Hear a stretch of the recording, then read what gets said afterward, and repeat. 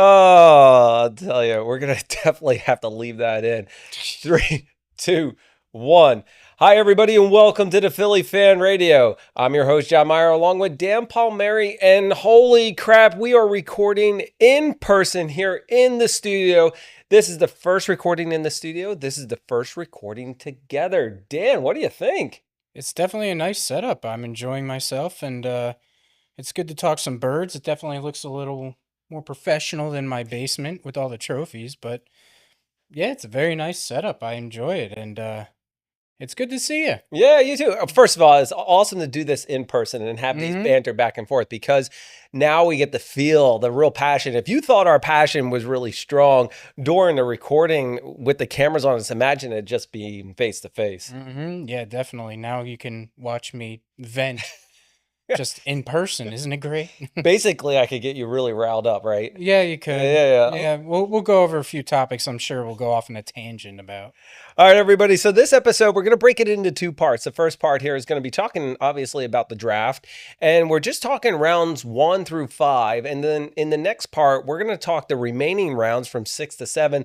But we're also going to talk about the future of the birds, plus the Eagles Autism Challenge we'll talk about in both of these episodes. Dan, let's kick things off.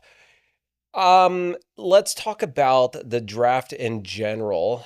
Should we do like the overall and then break it down, or do you want to do that later?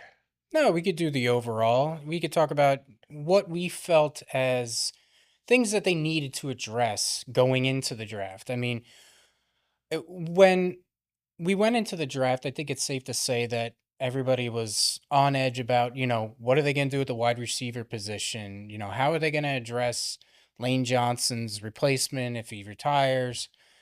There were a lot of different avenues they could have went. I think the main thing, and we'll talk about summaries and everything, is how does the team look today constructed as opposed to previously? Do we feel that this team is better suited for a Super Bowl run today than they were whatever day was before the draft? One of the biggest things I take away from the draft is going into it, the Eagles had a number of needs, right? You're talking about in the offense, the edge on it, needed to address it. Did we need to address the wide receiver position, given that Howie also did things with Hollywood Brown and Tavian Wicks on, taking care of some of those things? My overall assessment of the draft was typically I hate watching it past the second round. The first Yeah. round was great. The second round is usually when Howie does his magic, right? So you got Jalen Hurts, you got Cooper DeJean in there, Dallas Goedert, you got all those in the second round, which is amazing considering where they're at now.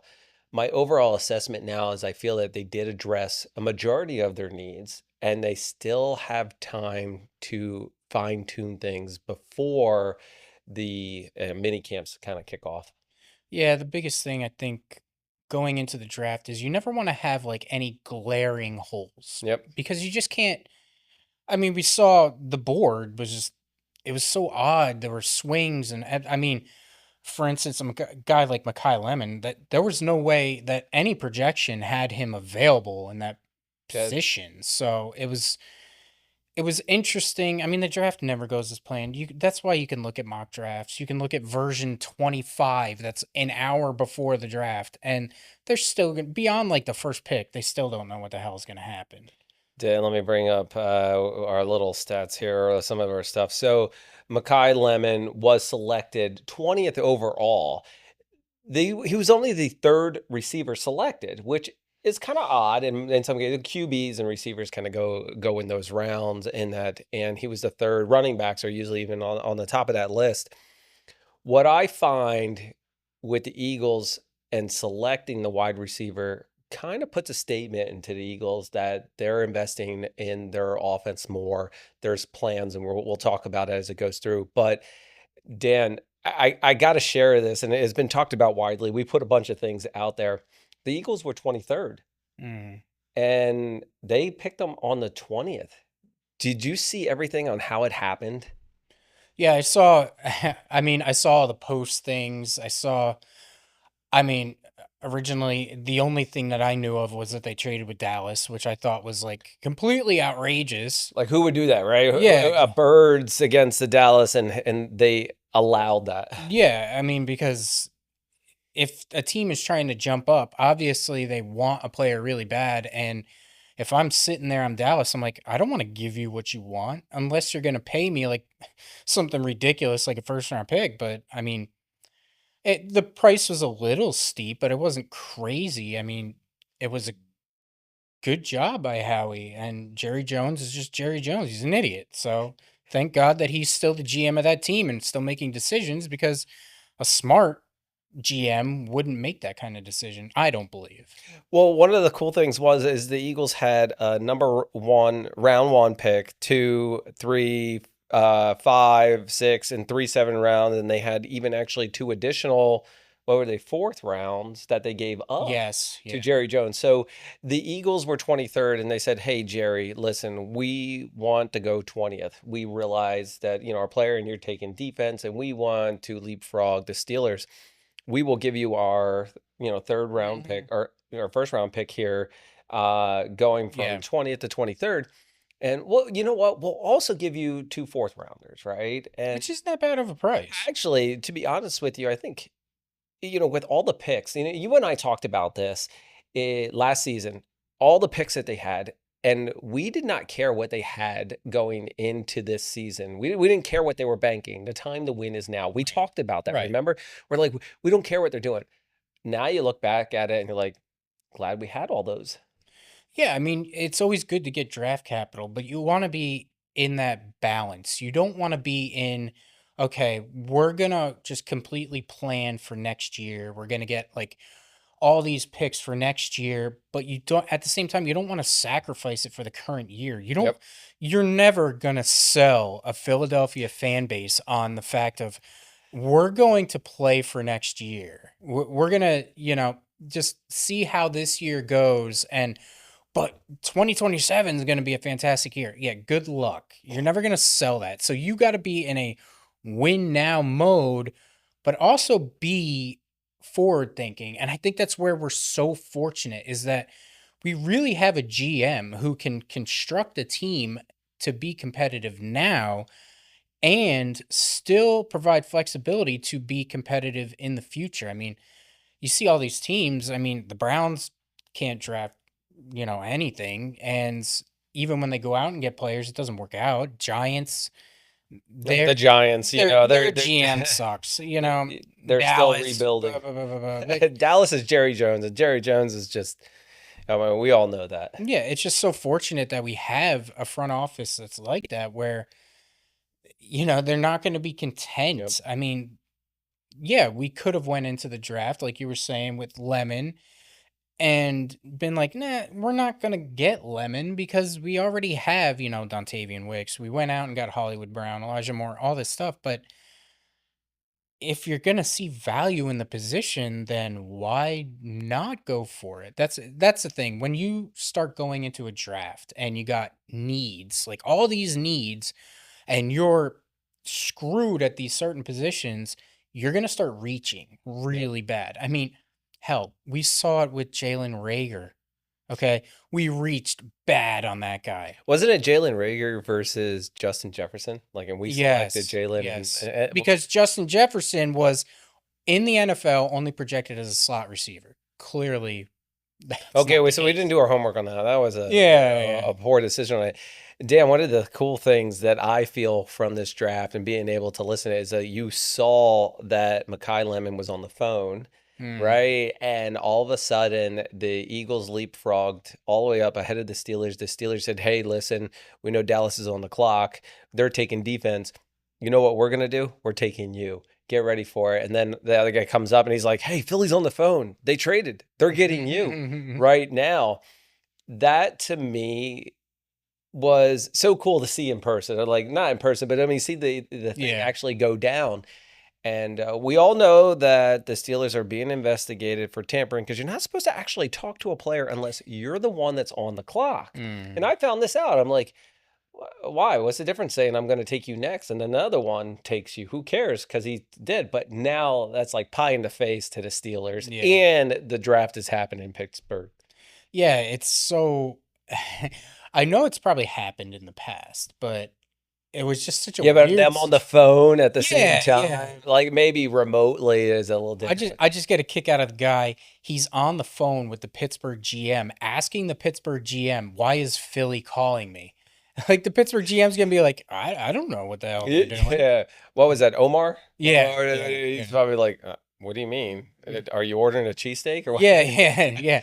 No, did we just get screwed? Yeah. He's probably like, "Guys, why they call him Makai Lemon? Somebody tell me." Yeah, who's our second pick there? Who Yeah, who imagine that. Just imagine that you're saying to him, "We're taking you now," and all of a sudden the pick is in for the Eagles, the trade. They're already doing that. Uh, Now they have to look at the whole sheet again and be like, "Oh Mhm. crap, we have 8 minutes to decide who Yeah, we're going to exactly. pick." Imagine who the person that they picked was probably not the one that they wanted, and how they're going to turn out. Yeah, imagine how that makes you feel. You're the second pick, and it's like, okay, well, they really didn't want me, Yeah, so yeah. I'm Pick like, second for dodgeball. Like, all right, I yeah, guess I'm the I'll take you. consolation prize. Yippee! Jesus Christ. I love that. So let's talk about a couple of the other ones. The other one was, who do we got on the list? Eli Stowers was second, right? Mm-hmm. All right. So number two pick, 54th overall was Eli Stowers, tight end from Vanderbilt. Dan, I like this pick. Why do I like this pick is because we were trying to get and keep Dallas Goedert for another year, which happened, right? So he signed another 1 year contract. I think Dallas Goedert still has heart, still has, the capabilities of a tight end. He is getting up there in age, and he does miss what, like 3 or 4 games throughout the season Yeah, because of yeah. injury, and it's because of how he plays, whatever it is. So I have nothing against Dallas Goedert, but I think you have to look at the potential of a backup. And you have Calcaterra, and I believe you mentioned he might not even be on the roster. Yeah, I So, mean, he might be a casualty of the depth chart. Who the hell yep. knows? Wow, you just got Eli Stowers. Maybe you start playing him already and see how he's doing Mm-hmm. because he's got. I don't think Dallas Goedert's going to be here another year. I think it's going to be Yeah. one of those just like, hey, listen, I'm going to do another one, or whatever it is, and but he might then become the number two tight end as Eli, Mm-hmm. and Dallas seems to be one of those. I think the only downside is that we got to call him Dallas, and we don't like Dallas. Period. So, Yeah, can you change your name, Dallas? and the second round pick nostalgia. They had Ertz in the second round. Yep. They go to Goddard in second round. Stowers in the second round now. And they've always been really good with the succession plan of tight ends. I mean, you had Selleck, but then you also signed Ertz. Yep. Then you had Ertz, and you also had Goddard on the roster. Now you're going to have Goddard. You're going to have Stowers. And it's good to have that succession plan in place. God forbid Stowers does not work out. Then Goddard's still there. He's still, I mean, he was very productive, but like you said, he's injured a lot. And it it raises concerns. Obviously, there's always going to be things that a rookie's going to need to come on. He Stowers, we hear, great receiver, might not be the best blocker. It's something to learn, and you just don't know how he's going to fit in the offense because we still haven't heard from Sean Mannion. I Who? honestly, yeah, I honestly don't know We what have the an hell he offensive looks like. coordinator, right? I do Dude, we could we? be down at the Eagles Autism. He could be standing next to us, and I would not even know it's him. I wouldn't know it's him. He'd have to wear a name tag. I still wouldn't know who the hell he was. I and it's weird, but we don't know the offensive philosophy. Okay, he was quarterbacks coach. That doesn't mean that he's going to be running the Green Bay offense, but like I kind of alluded to, imagine the options.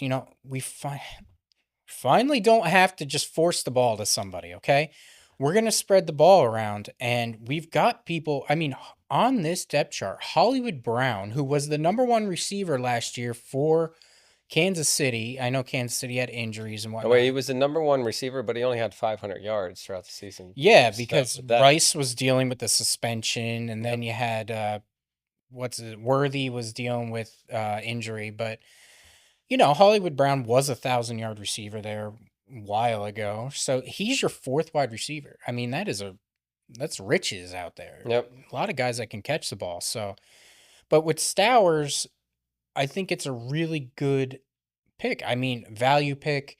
It wasn't a need, but we went into the draft saying, well, we only got Goddard on a 1 year deal. We got Calcaterra on a 1 year deal. We signed Johnny Munt from Jacksonville, but the guy is a blocking specialist. So yippee, is he going to catch the ball? So it allowed us to address a need and plan for the future, kind of like what we talked about. Definitely. Yeah, I'm looking forward to it. That's why I said I do like this pick. Mhm. And I don't think, I mean, I do agree that he is a second round pick. I don't disagree that we should have waited longer because of his status. Dan, going into round three, Markel Bell, the offensive tackle from Miami. This guy is a beast Mm. out there. Number pick 68 overall. What are your thoughts on him?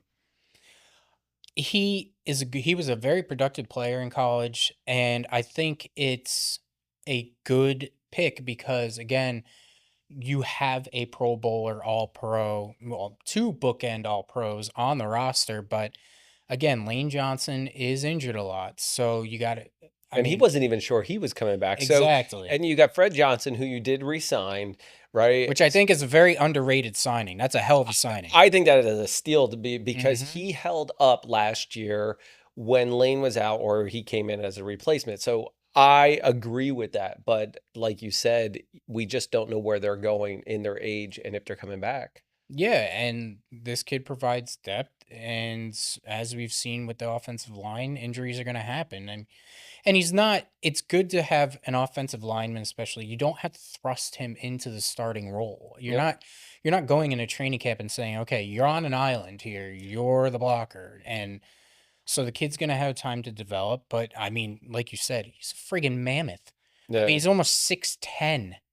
I mean, I feel bad for Hertz. How the hell do you How do you see over yeah, exactly. You're 6 foot and you're gonna have to him? pass over a guy that's 6'10". I mean, 6'10", and you said that he only allowed one sack yeah. last year. So just imagine going up at this guy. I think it's the blind side of going against Mm. Michael and just hit there. Just he's just got to run him down the field over. He's like, you got to catch the bus. Yeah, and he's a very athletic guy, so it does follow the footprint of us getting those big guys, but not guys that can actually run Yeah. because, we don't run wide receiver screens, God forbid, but we do wham blocks and stuff like that. Hey, you don't know what this year is going to entail. So we Right, might right. actually have some creativity, but I do want to, in our second part, I do want to talk about Sean Mannion and some of the signings or re-signings or options that the Eagles did pick up a couple of players, but kind of really talking about this session of the Hmm. draft and everything. Before we actually go on, now the Eagles don't have any fourth rounds. They gave up those to Right. Dallas for it. But there was actually a trade here, and because Jonathan Greenard from the Vikings for the third round pick in 2026 and 2027. So there Mhm. was another third round on this list. And he signed a 4-year, $100 million contract. Dan, what are you thinking? So I kind of mentioned it before because this was like the worst kept secret in the world. People knew that this was going to Dude, I was happen. going into it. Adam Schefter was already, everybody was announcing it. It was taking so freaking long to come out and be official. I mean, to give you an idea, he was at the Sixers game Hmm. that night. He was at the Sixers game on Friday night. So I saw it. obviously he knew it was Uh, happening. yeah, maybe how he didn't ring the bell. They had all No, no, he the didn't ring the bell. the drafts going there. But yeah, he was there, and that was kind of one of those worst kept secrets that he Hmm. rang the bell. Not didn't ring the bell, but he was actually on site at in Philadelphia for it because he did Yeah. his signing. He's like, hey, let me go to a 76ers game. It's hard for me. I mean, he's a good player, okay?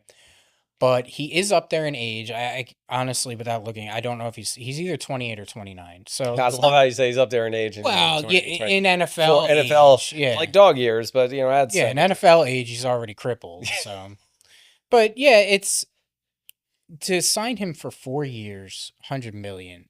That's just a lot of money to me. I mean, I did see he's like the 13th highest paid defensive end, which obviously isn't bad, but he's not a guy that I go into the season saying this guy is going to be the defensive strategy. Got to block this guy. I mean, he had 12 sacks 2 years in a row, and then last year he was dealing with injuries and whatnot. So it's hard to gauge him, but he's not a guy that I'm real too excited about. But I am not a big fan of Nolan Smith, so I am happy that they got somebody as a depth piece there. And so I think it was a good trade in those terms. It's just I have a hard time giving him $100 million. Did the Eagles pick up the fifth-year option on Nolan? Yes, they did. So Yesterday they picked it yes, up. that and Carter. So Mm-hmm. they Yeah. picked up those. We'll talk about that a little bit more. Do you think it was worth the trades, the third round pick for 2026 and 2027 for him?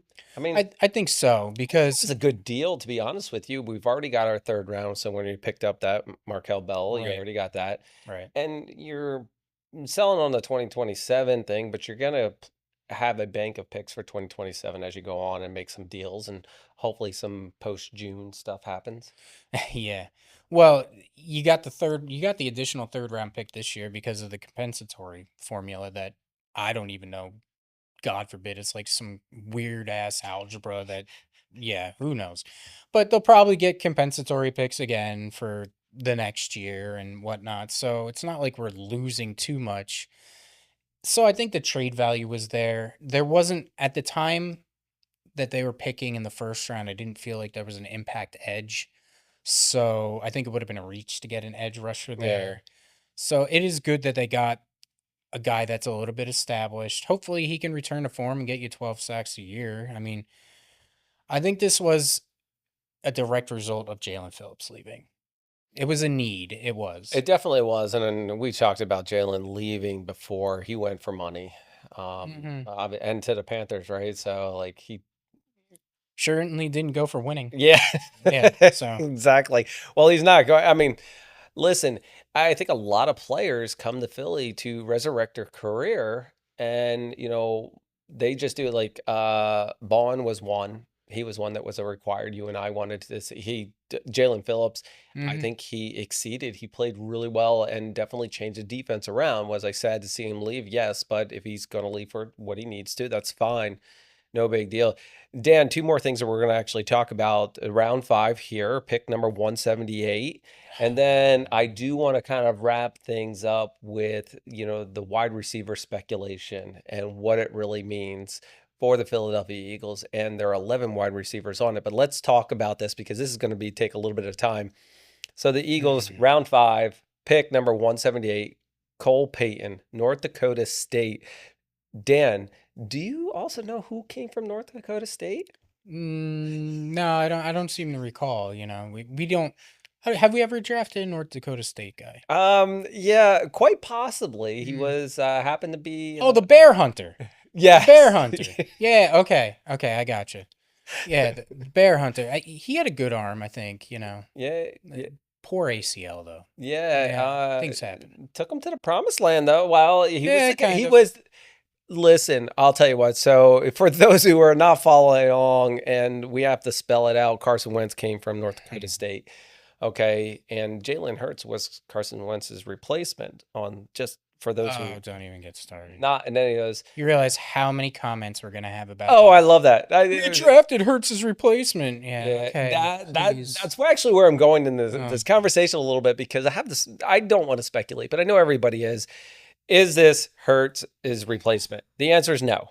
First of all, just because they got a QB, it doesn't. Here's what I think Howie's doing, and it's perfect. Okay, Howie's got Hurts, he's got the Red Rocket, and he's got Tanner McKee. mhm. I'm a big fan of Tanner McKee. I think he does great. His one game he didn't, whatever. He came in and it wasn't that great. But I think Tanner McKee's good.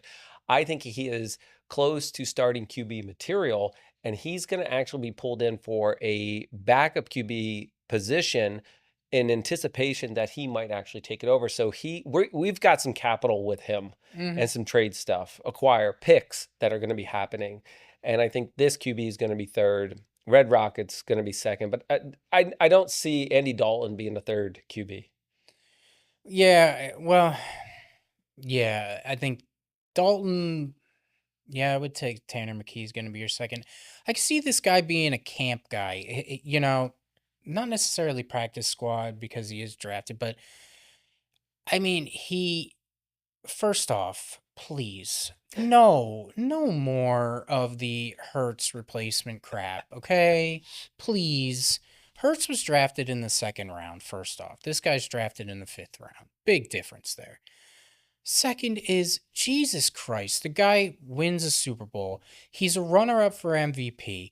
He's an all pro. He's got the playoff record for rushing touchdowns. Every single Super Bowl he goes to, he outperforms Mahomes. I mean, what more can you ask from the guy? Jesus Christ. Oh, he doesn't pass for 4,000 yards. You know what? Dak Prescott's Oh, passes for stats. Here we 4,000. go. Yeah, Dak Prescott passes for 4,000 yards. Where'd that get him? Nowhere. An early vacation to Cancun. Yeah, I'm tired of the individual statistics and, winning is a secondary stat and all that BS that comes with it. Okay. Let's just be fortunate that we have Hertz. And going back to this kid, he is a dual threat guy. So I think if they decide to run that whole, read option thing that Hertz is really good at, then I think this could be a valuable guy that they won't have to alter the offense because Tanner McKee is not going to run the read option. He's not. And Andy Dalton, unless you get him a Walker and a Kane, he ain't going to run the read option. So I think it's a good pick. They compare him to like a Taysom Hill type of deal, which Uh, could be interesting. if that's the case, I'm good at, to be honest with you, if he can do wide receiver, running back, some wildcat stuff, Hmm. and is a QB, Tyson Hill was a excellent decision for the Saints. Yeah, yeah, and the guy's not going to be asked to start. He's probably not going to be asked to back up. Third, fourth stringer. They'll probably dress him, maybe I don't know, as an emergency, but it's a good pick. It's the fifth round, so it's a crapshoot no matter what. So it's not like we can sit here and say, "Oh, well, that's a horrible pick. They should have gotten this guy, out of whoever." Anybody who says that they're forward thinking, they saw people like, Jason Kelsey in the seventh round and said, "Oh, well, that guy's going to be a superstar." They're all lying. Nobody knows.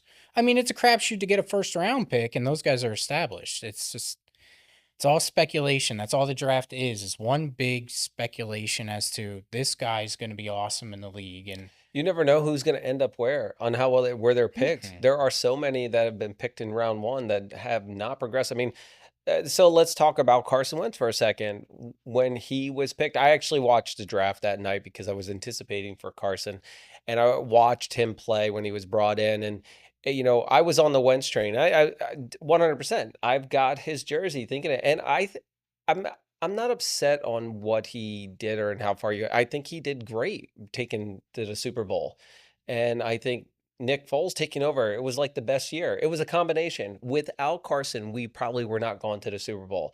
I don't think Nick stepping in there at that point in time might have been the right timing. We'll never know. So, but I don't think that this guy's replacing Jalen. I don't think anybody's replacing him. And I think, and we've already called this out, that Jalen's going to have a breakout year. He's I going think to, so. I think we're definitely going to the playoffs, even maybe even the promised land here. And you know what? I'm going to throw stats in there. He's going to have a great stat year. His throw and his passing on there.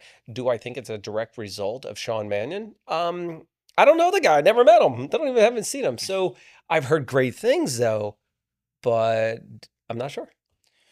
Yeah, I think he's going to have a great statistical year too because they got a lot of depth. I mean, I don't feel like it's a coincidence that they had their best passing games this past year when AJ Brown was out. Yep. It changes the game plan entirely when you don't need to throw to a guy that needs the ball. And that's not a bad okay, so that's not a bad thing on AJ. He's number one receiver. He wants the ball. Great. You should develop the offense around your number one receiver. But the fact is they were trying to appease him, and that's when you get to a problem is when you make adjustments to your offense to just appease someone. That's not you could tell it was like fitting a square peg, in a round hole because it's not what they wanted to do. They Yep. wanted to spread the ball out more, but AJ's attitude and everything was not allowing that to happen. And that's on the coaching staff too, because they allowed it to happen. Sometimes you got to be the big boy and step up and say, "This is my goddamn team. I'm going to run it the way you want. If you don't like it, there's some pine. Go grab it." So, Well, speaking of that, and we're going to wrap up this episode here with the last question I have for you, Dan. Is it time to sing bye bye to AJ? Time to pack his bags, send them on up to the Patriots? so it's funny. I was watching the draft in bed, and it's like had to be like 10:30, 11 o'clock. The wife is getting ready to go to sleep, and they draft Makai Lemon, and I literally jump out of bed and I scream, AJ's gone! He's gone! Finally, the headache is gone. And that's not to say, I had an AJ Brown jersey. I'll be the first to admit I was a big fan, but at a certain point, the attitude just runs dry. I'm tired of it. And, I appreciate everything he's done for the Eagles. I appreciate everything he's done for the fans. I mean, he was a big reason why we went to a Super Bowl and then won a Super Bowl.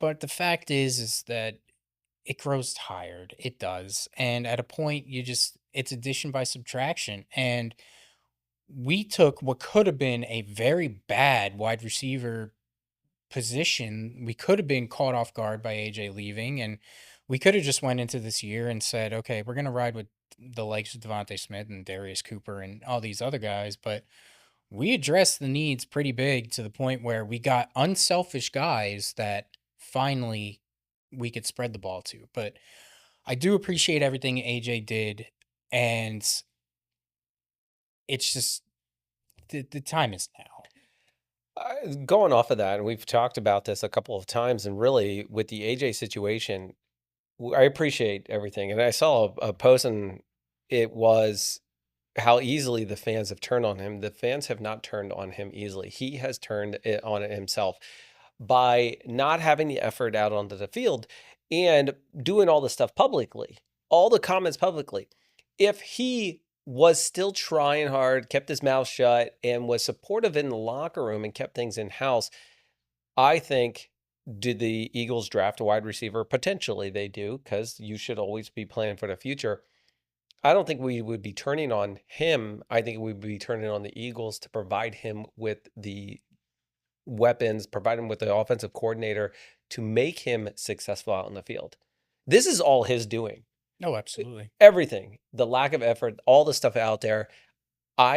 While I think he's a good receiver, I don't think he's still a number one. I don't think he provides that separation anymore. We haven't seen it. Have we seen that separation in this past season? Is it because he's not happy? There you go. That's exactly the thing. Yeah, but if you look at all of his tape and he's not providing separation, what's to say where he goes, the Patriots, that he's going to provide that separation? No idea. No idea. And the fact that it was either 2-0 or 3-0, and he was already asking for a trade by week 3. Yeah. I mean, there were times last year that I was like, he's not beating man coverage. But again, he allowed his angst for the team and the situation to affect his play big time. So was his lack of effort and everything a direct result of him not beating coverage? Sure, could be. Are we going to see him post up 1,700 yards and 12 touchdowns for the Patriots? Sure. But at the same time, do we as Eagles fans care if he puts up those numbers? I don't. He could put up Pro Bowl numbers. I have a hard time sympathizing with him because, like you said, he brought it on himself. But at the same time, he was a 1,400-yard receiver. He made all pros. He cashed in big time with the Eagles. He went to 2 Super Bowls, won one. I don't understand what more he could ask for. I understand you're not getting, okay, let's just say you're not getting 120 catches a year. He still got over 1,000 yards, and by any measure, it was a horrible year for him and for the team. Yep. So what do you want? You're going to go to New England with a rookie, well, not a rookie quarterback, sorry, a third-year quarterback. Well, after he played really horrible in the Super Bowl, and I mean, nothing's guaranteed. No. You're certainly going to get the pass volume. You're going to get thrown the ball. So that goes back to the thing of if you get 15 catches, but your team loses, are you going to be happy? And I think the answer for AJ is yes. Because I think it feels weird because you should be winning to be happy that you're winning, or if you're not, but you're getting he wants stats. So I was listening and I heard a really funny thing, and it made me remember it I think it was the first year that he was here. They're playing the Giants in either, I think it was divisional round. And they were beating them by 17 points. And Sirianni needed to go over to the sideline because AJ Brown was throwing a goddamn fit over there. They're up by 17 points, and he's throwing a temper tantrum because he's not being thrown the ball. That is not a team first attitude, and it should be. And I know that everybody says he's not the problem in the locker room. He's a great guy. Well, his actions on the field do not indicate what they're saying. So, are the players lying? I don't think so. Was there some contention with Jalen Hurts because he's standoffish a little bit? Sure, but he's the franchise quarterback. You're not going to win that argument. There's no way. So AJ Brown, I think pretty clearly midnight June 1st is going to be gone. I agree with you. All right, everybody, we got to wrap things up for part one here of the Philly Fan Radio. We talked about the draft, and what we really wanted to kind of talk is rounds 1 through 5. We got a couple more to recap. We've talked about the AJ Brown stuff. I'm sure it's going to come up in our conversation in the next one in part 2. I do want to talk about round 6, the 3-7 rounds, what's going to be on there. Did they address all of their needs here in the draft? So stay tuned for that. Dan, why don't you close us out? Yeah, I think it was a very successful. Well, I don't night 1, night 2. It's a crapshoot for the other ones, but I think they proved that they address the team now, winning attitude now, and are looking towards the future. And overall, I think it was one of the best drafts that I've seen them have in quite some time. It depends on the later rounds, but I was really impressed. And there's not one pick that I could say that's a bad pick or they reached for it. So I think that's always a good thing to take away from the draft. I agree with you. All right, everybody. This has been the Philly Fan Radio. I'm John Meyer along with Dan Palmieri. Dan? Go Go Birds! Birds!